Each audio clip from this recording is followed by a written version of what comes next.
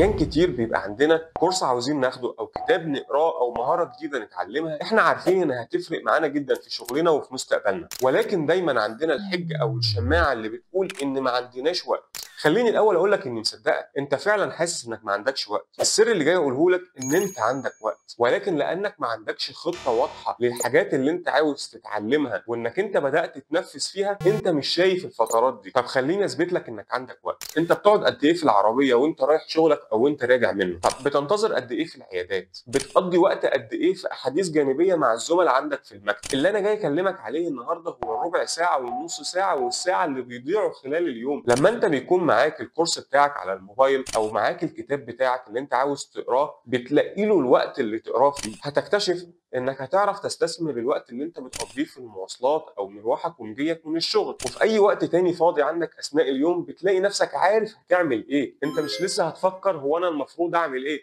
انت اوريدي عندك خطه، انت عارف بالظبط هتعمل ايه. لو قدرت تستفيد من الاوقات الصغيره اللي انت بتلمها خلال يومك، لما هترجع في اخر الشهر هتتفاجئ من عدد الساعات اللي قدرت توفرها للمذاكره والخطوات اللي قدرت تاخدها ناحيه تطوير مستقبلك. فركز في استثمار وقتك بطريقه افضل. سلام.